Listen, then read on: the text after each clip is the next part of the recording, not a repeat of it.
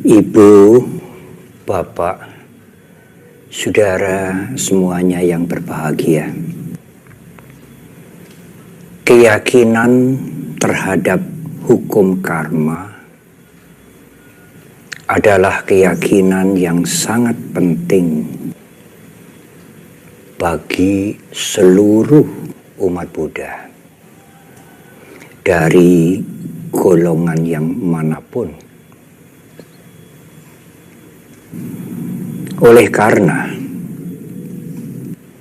keyakinan itu akan mengarahkan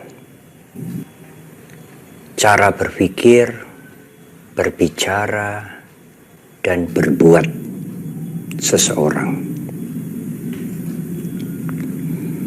Seseorang yang memegang keyakinan yang buruk, maka cara berpikirnya, berbicaranya, dan berperilakunya juga akan menjadi buruk. Akan tetapi, apabila seseorang mempunyai keyakinan yang benar, yang sesuai dengan the truth, kebenaran alami, maka keyakinannya itu akan membimbing sikap berpikirnya, pembicaraannya, dan perilakunya menjadi baik.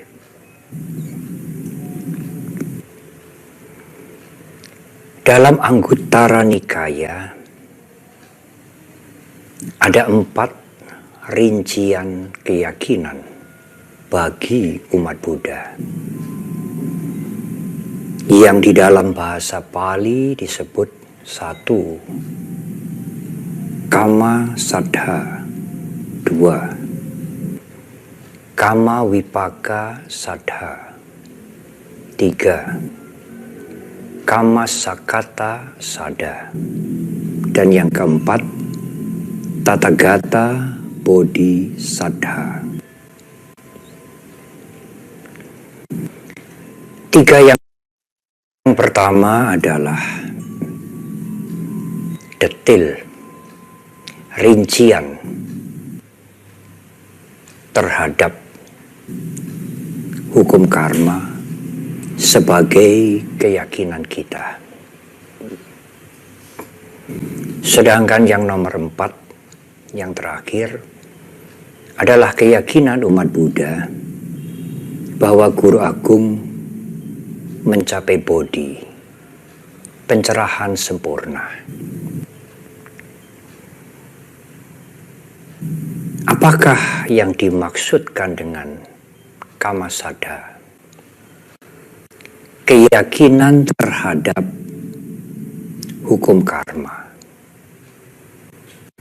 bahwa perbuatan kita masing-masing ini mempunyai peran sentral dalam peri kehidupan kita. Perbuatan tiap-tiap orang mempunyai peran sentral dalam kehidupan mereka masing-masing. Adalah tidak benar kalau kita mengabaikan perbuatan yang kita lakukan sendiri.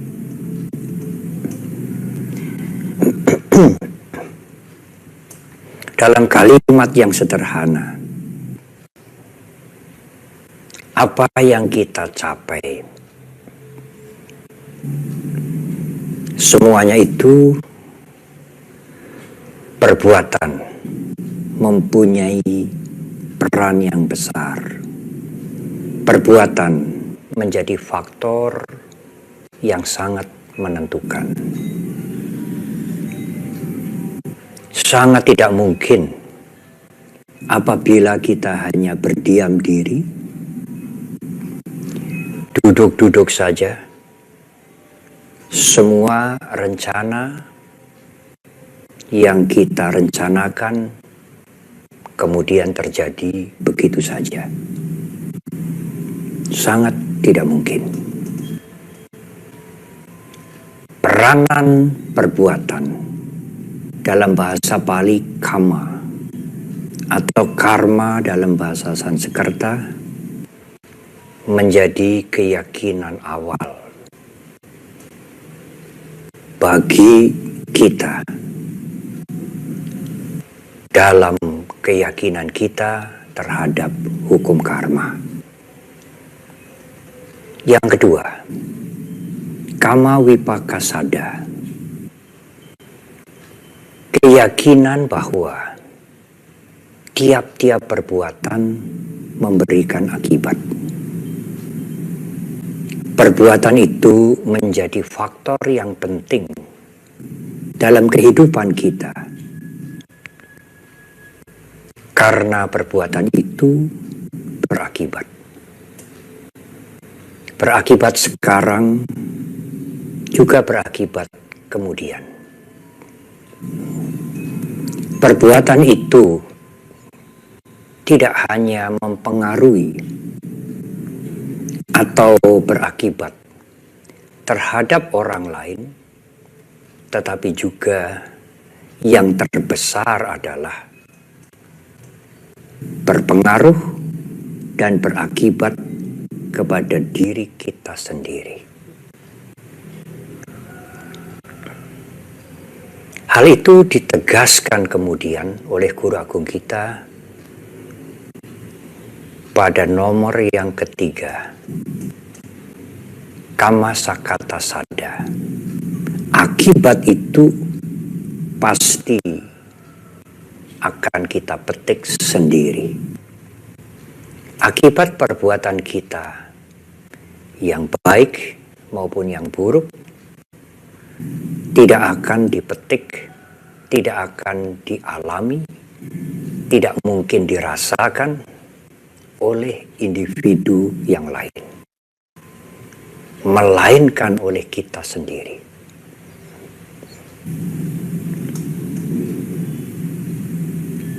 Ibu, bapak, dan saudara, sering ada pertanyaan, kemudian Bante, apakah yang disebut dengan perbuatan baik? Dan manakah yang disebut dengan perbuatan buruk? Perbuatan-perbuatan baik adalah segala macam perbuatan yang kalau dilakukan akan bermanfaat bagi dirinya sendiri dan berguna untuk orang lain. Tidak hanya bermanfaat bagi dirinya sendiri, tetapi merugikan orang lain. Tidak. Perbuatan buruk tidak berguna untuk dirinya sendiri dan juga merugikan orang lain. Itulah kriteria batasan perbuatan baik dan perbuatan buruk yang ditunjukkan oleh Guru Agung kita sebagai ukuran bagi kita semua. Oleh karena itulah, sebelum Anda melakukan sesuatu, berbicara atau memberikan komentar atau menanggapi sesuatu, bahkan berpikir merencanakan sesuatu, timbanglah dengan baik. Apakah yang akan Anda lakukan itu, yang akan Anda bicarakan itu, yang sedang Anda pikirkan itu berguna untuk Anda dan berguna untuk orang lain, bermanfaat untuk masyarakat dan berguna untuk diri sendiri. Kalau salah satu pihak dirugikan atau tidak mendapatkan manfaat, maka apa yang sedang kita pikirkan, yang sedang atau yang akan kita ucapkan, yang akan kita lakukan itu bukanlah yang baik.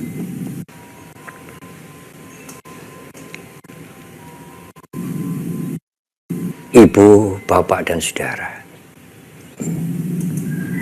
meskipun umat Buddha tidak banyak mengerti ajaran guru agung kita, tidak banyak mengerti Dhamma,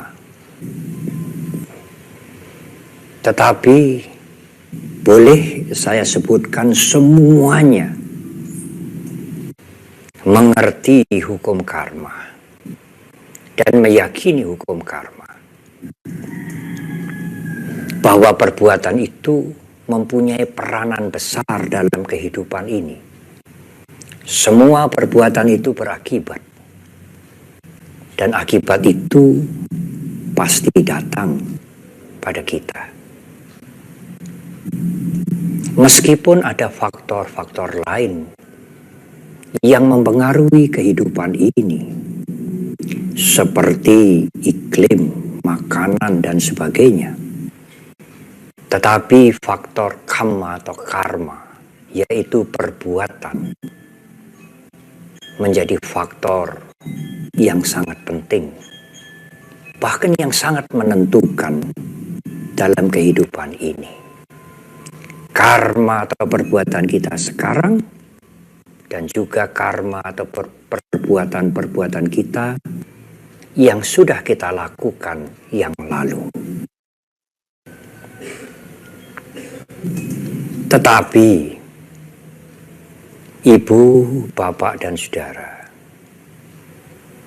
apakah kita cukup konsisten memegang keyakinan terhadap hukum karma itu dalam kehidupan kita sendiri sehari-hari? Apabila Anda sekalian, ibu, bapak, dan saudara, sedang mengalami hal-hal yang menyenangkan, yang baik, misalnya lulus ujian, diterima di pekerjaan yang cocok, usaha Anda maju, mendapatkan apresiasi, pujian, Anda menyadari, Anda berpikir, karma atau perbuatan baik yang saya lakukan sedang berbuah. Tetapi, saudara-saudara semuanya, kalau Anda sekalian sedang mengalami sesuatu yang tidak menyenangkan, misalnya ada seseorang yang menyalahkan Anda, meskipun Anda sudah bekerja dengan tekun, jujur, dan hasilnya sangat baik. Atau mungkin seorang anak yang merasa sangat dibenci oleh orang tuanya sendiri, atau sebaliknya, orang tua yang merasa selalu dimusuhi oleh anaknya, pekerja yang selalu dicela oleh atasannya, usahanya yang mengalami rintangan, gangguan, dan lain-lain. Apakah Anda menyadari, meyakini bahwa hal-hal yang tidak baik itu adalah karma-karma yang tidak baik yang pernah Anda lakukan, yang sedang berbuah? Itu amat sulit. Kalau seorang anak memusuhi orang tuanya, orang tua selalu berpikir, bahkan berkomentar, anak ini tidak tahu budi. Buruk sekali meskipun itu anak saya sendiri. Demikian sebaliknya. Kalau orang tua selalu memojokkan anaknya, anaknya akan berkomentar dengan penuh kemarahan, bahkan kebencian yang luar biasa. Bahwa orang tua ini tidak mempunyai moral. Tidak menyadari bahwa yang dimusuhi itu anaknya sendiri. Apalagi kalau yang memperlakukan ketidakbaikan, mencela, menyalahkan itu adalah teman-teman kita, teman-teman Anda. Anda hampir tidak mengingat hukum karma. Tetapi yang muncul dalam pikiran Anda, yang muncul dalam komentar Anda, biasanya adalah pantas mereka orang-orang buruk, orang busuk, orang jahat, iri hati, tukang fitnah. Kita harus menuntut dia. Saudara-saudara, ibu bapak sekalian, di mana keyakinan kita, di mana keyakinan Anda terhadap hukum karma? Apapun yang dilakukan oleh anak yang tidak baik terhadap orang tuanya, sebenarnya adalah akibat karma buruk orang tua itu sendiri yang sedang berbuah. Tidak ada jawaban yang lebih tepat dari itu. Apa yang diperlakukan atau apa yang dilakukan oleh orang tua kepada anaknya yang buruk, sebenarnya karma buruk anak itu sedang berbuah. Demikian juga apa yang dilakukan bawahan yang kurang baik terhadap atasan, atau atasan terhadap anak buahnya, atau sesama teman, sesama sahabat koleganya yang dahulu pernah dibantu, yang dahulu mungkin pernah diangkat dalam dunia pendidikannya sampai menjadi sukses, kemudian sekarang berperilaku yang tidak baik.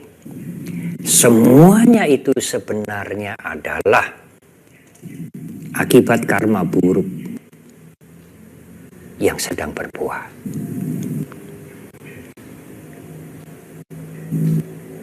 Kalau ibu bapak dan saudara mengerti dhamma dan meyakini hukum karma, janganlah pertama-tama menyalahkan orang lain, tetapi menyadari ke dalam ini bahwa akibat karma burukku sendiri sedang berbuah. Kalau bukan akibat karmaku sendiri, tidak mungkin aku mengalami seperti ini.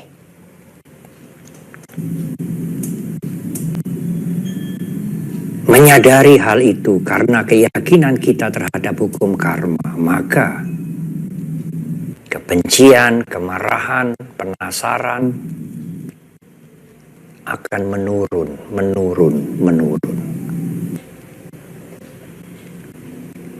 Kalau kesadaran, kalau pengertian terhadap hukum karma bahwa keburukan yang sedang dialami itu adalah akibat karmanya sendiri, perbuatannya sendiri yang sedang berbuah. Kalau itu tidak disadari, maka yang muncul adalah kebencian, yang berkembang menjadi kemarahan dan ingin membalas.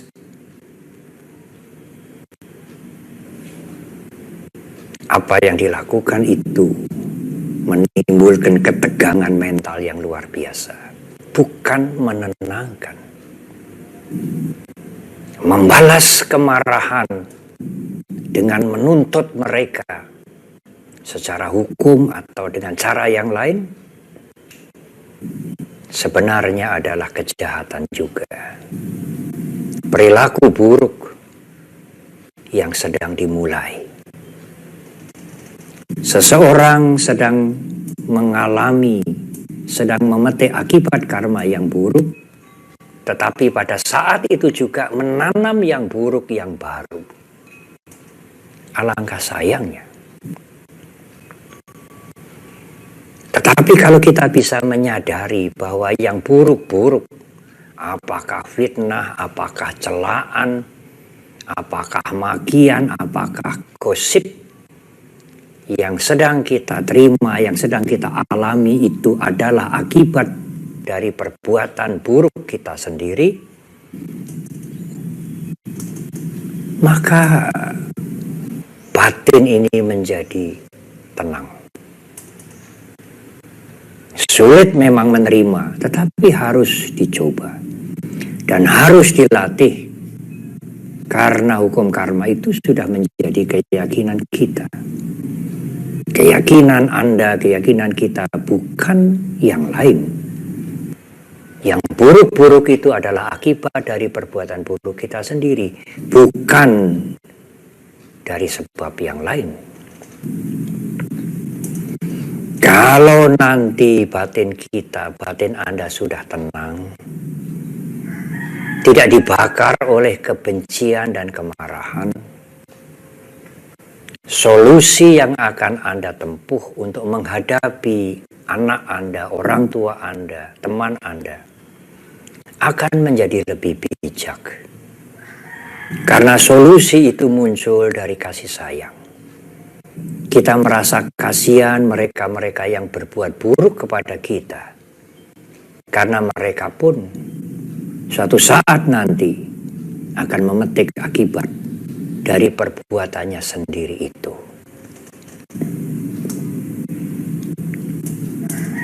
Cobalah renungkan ini, saudara-saudara, ibu bapak sekalian. Saya banyak menjumpai umat Buddha sendiri yang begitu marah, begitu panas hati, meluap-luap, sulit untuk menguasai dirinya karena sedang mengalami hal-hal yang tidak menyenangkan. Dari keluarga, dari suami, dari istri, dari karyawan, dari teman, dari sesama umat Buddha, dari pimpinan tempat mereka bekerja, dari kolega mereka, dan lain-lain. Seolah-olah keyakinan mereka terhadap hukum karma itu lenyap. Yang ada hanyalah marah-marah, kebencian yang meluap-luap, merasa dirinya sama sekali tidak bersalah, benar sebenar-benarnya. Pihak lain itulah yang salah, yang harus diberantas, bahkan mungkin harus dihancurkan. Sikap seperti ini bertolak belakang, berkebalikan kalau seseorang meyakini dan menggunakan keyakinan itu di dalam keseharian. Apapun yang tidak menyenangkan, apapun kepedihan yang dirasakan, apapun situasi yang sulit, ini adalah karma buruk yang saya lakukan dalam kehidupan, dalam masa yang lampau, sedang berbuah. Saya menerima. Tidak ada pilihan lain. Karena semuanya ini juga tidak kekal. Saya tidak menyalahkan orang lain. Karena akibat ini akibat dari perbuatan yang saya sendiri lakukan. Alangkah indahnya sikap seperti ini. Dan itu adalah praktek Dhamma dalam kehidupan nyata sehari-hari. Saudara, ibu bapak sekalian, ada satu cerita. Seorang umat Buddha menjadi karyawan dalam satu perusahaan yang besar. Umat Buddha ini dipercaya oleh direkturnya, oleh atasannya, karena menganggap kalau umat Buddha ini biasanya baik, jujur, rajin, melakukan pekerjaan dengan sungguh-sungguh. Tetapi harapannya yang tinggi itu ternyata meleset. Umat Buddha ini korupsi. Memang dari kecil, tetapi karena merasakan enak, kemudian korupsinya menjadi lebih besar, lebih besar, lebih besar. Dan berlangsung cukup lama. Karena korupsinya menjadi lebih besar, dia merasakan kenikmatan dalam berkorupsi itu, keserakahannya menjadi lebih besar juga. Korupsinya semakin besar. Akhirnya terbongkarlah. Dan karyawan ini dipecat. Meskipun tidak sampai dituntut atau dipolisikan. Teman-temannya kasihan. Suatu hari teman-temannya itu datang ke tempat karyawan yang dipecat ini untuk menengok. Tentu maksudnya memberikan semangat untuk bangkit kembali. Di rumahnya, teman-teman yang menengok ini ditemui oleh ibu dari temannya yang dipecat itu, dan tentu juga temannya itu menemui mereka.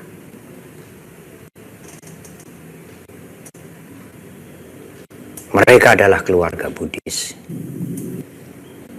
Apa komentar ibunya? Komentar ibunya mengejutkan saya. Sebenarnya, sekali lagi sebenarnya, kalau keluarga itu mengerti Dhamma, meyakini hukum karma, meskipun ibunya tidak menyalahkan anaknya, tetapi ibunya tentu setidak-tidaknya akan berkomentar. Iyalah nak, ibu menasehati anak ibu supaya lain waktu berhati-hati, sehingga kejadian seperti ini tidak berulang kembali. Kita memberikan semangat pada dia untuk bangkit kembali. Apakah ibu itu mengatakan seperti itu? Tidak. Ibu ini memberikan komentar kepada teman-temannya yang sedang menengok itu. Iyalah nak, anak ibu ini sedang dicoba. Anak ibu ini sedang diganggu oleh Mara. Kasihan dia.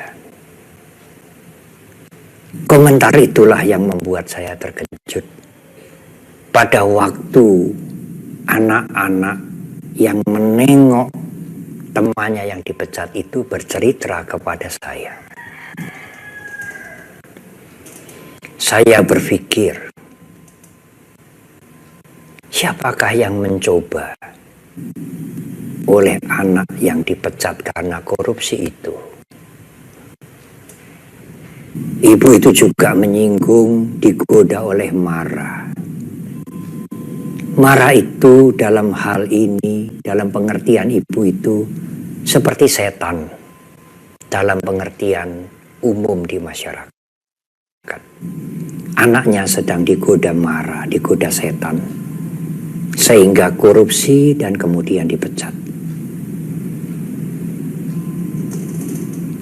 Ibu, bapak, dan saudara, sebenarnya yang sedang mencoba anaknya itu sehingga korupsi, siapa? Yang sedang mencobai anaknya itu sehingga dia korupsi, melakukan perilaku yang buruk sehingga kemudian dipecat. Yang mencobainya adalah keserakahannya sendiri.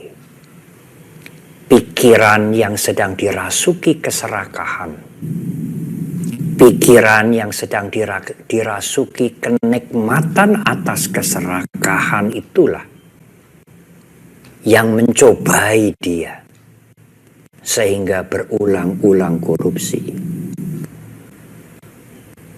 Dan keserakahan itulah marah. Kalau misalnya anak itu dipolisikan dan anak itu mengatakan, "Pak, aku ini digoda marah kok, Pak. Digoda setan sehingga aku korupsi. Marah itulah yang memprovokasi aku." Apakah alasan itu bisa diterima oleh polisi, Ibu, Bapak, dan Saudara? Polisi juga tidak bisa menangkap marah atau setan. Keyakinan mereka, keyakinan seseorang terhadap hukum karma akan menjadi luntur seperti lenyap pada saat seseorang itu menghadapi hal-hal yang buruk. Kesulitan, hinaan, cacian, celaan, meskipun sudah bekerja dengan baik.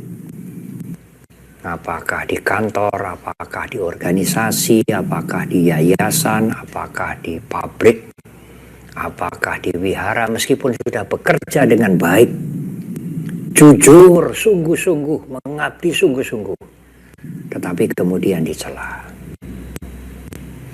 Sadari dan terimalah akibat perbuatan buruknya sendiri sedang berbuah.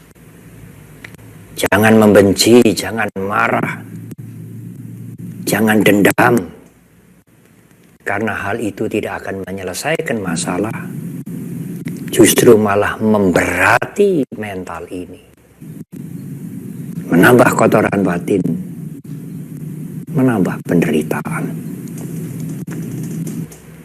Maafkan mereka dengan kasih sayang, karena mereka melakukan, dia melakukan,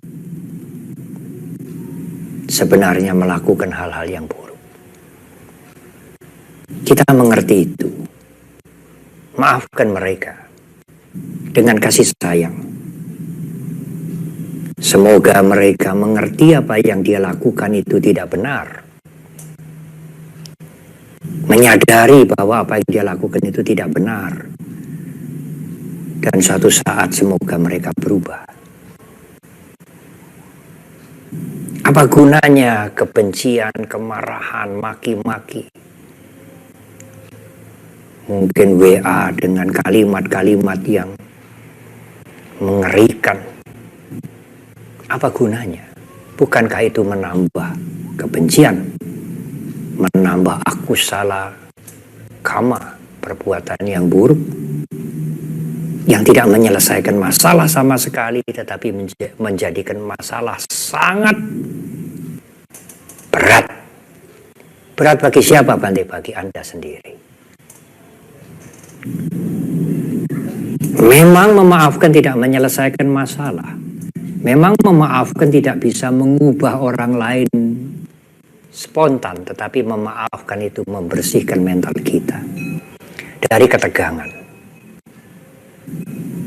dari kotoran-kotoran yang tidak perlu ada, apalagi menambahnya.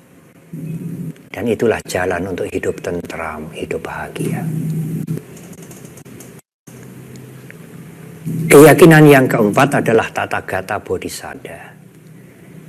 Apa yang diajarkan, apa yang dijelaskan dengan detail oleh guru agung kita terhadap hukum karma itu, beliau sadari pada waktu beliau mencapai bodhi, pencerahan sempurna. Pengertian terhadap hukum karma, keyakinan terhadap hukum karma diajarkan oleh guru agung kita bukan karena logika, bukan karena pengertian atau ajaran hukum karma itu masuk akal. Bukan. Memang logis, memang masuk akal. Tetapi jalannya hukum karma itu adalah the truth. Kebenaran alami yang berlaku untuk semua makhluk. Tidak hanya bagi umat Buddha saja. Berlaku sejak dahulu sekali. Sulit diketahui awalnya. Dan akan berlaku terus. Entah sampai kapan. Dengan keyakinan terhadap hukum karma ini, maka kita akan mengendalikan diri sekuat tenaga kita untuk tidak melakukan yang buruk, perbuatan yang merugikan kita sendiri dan merugikan orang lain. Tetapi sebaliknya melakukan hal-hal yang baik, karena yang baik itu akan berdampak yang baik untuk kita dan juga untuk orang lain. Kita menghindari perbuatan yang buruk dan melakukan banyak perbuatan yang baik. Bukan karena perintah. Bukan karena diancam oleh guru agung kita, Buddha Gautama. Tetapi karena kesadaran kita sendiri terhadap hukum karma. Demikian juga kita berusaha untuk tidak marah. Tidak membenci, tidak membalas kepada mereka yang berbuat buruk kepada kita.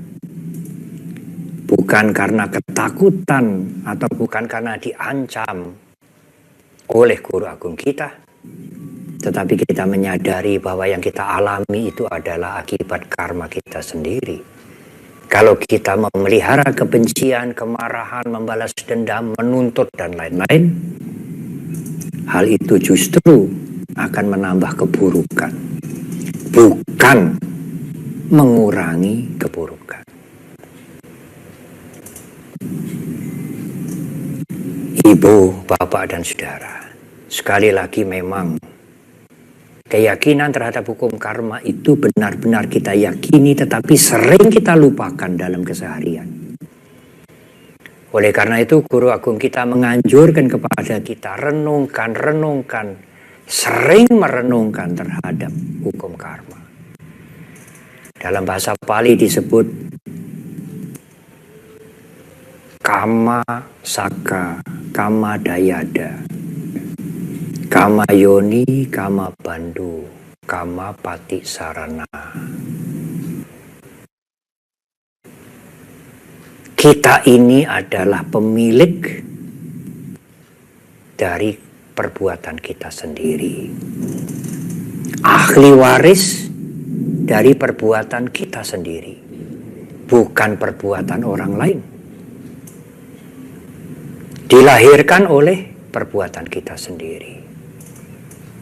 Bersaudara dengan perbuatan kita sendiri. Bergantung kama pati sarana pada perbuatan kita sendiri. Yang kamang karisanti kalianang wa papakang wa tasa dayada bawisanti atau bawisami. Karma apapun yang aku lakukan, yang kita lakukan, kalianang wa papakang wa, yang baik maupun yang buruk, itulah yang akan kita warisi. Ewang ahem hi abin hang pacawe kita bang. Ini harus sering kita renungkan karena sering kita lupakan. Utamanya pada saat perilaku-perilaku yang buruk yang orang lain arahkan kepada kita. Termasuk mungkin musibah, sakit, dan lain-lain, kegagalan, dan lain-lain. Semuanya itu adalah akibat karma kita. Karena kita dilahirkan oleh karma kita sendiri. Kita ini menerima warisan dari mana? Dari perbuatan kita sendiri. Kita bersaudara, berteman dengan siapa? Dengan perbuatan kita sendiri. Kita bergantung tidak kepada orang lain, tetapi juga pada perbuatan kita sendiri. Baik karma yang baik, perbuatan yang baik, maupun karma yang buruk. Semogalah uraian ini akan membuat kita lebih kuat mengendalikan diri tidak berbuat yang buruk, tetapi mendorong kita untuk melakukan hal-hal yang baik, menjadi tenang pada saat menghadapi hal-hal yang tidak menyenangkan, UPK tenang, sehingga kita tidak kehilangan keseimbangan, tetap mempunyai ketentraman dalam kehidupan ini, mengurangi penderitaan, sehingga hidup kita menjadi lebih bahagia. Terima kasih.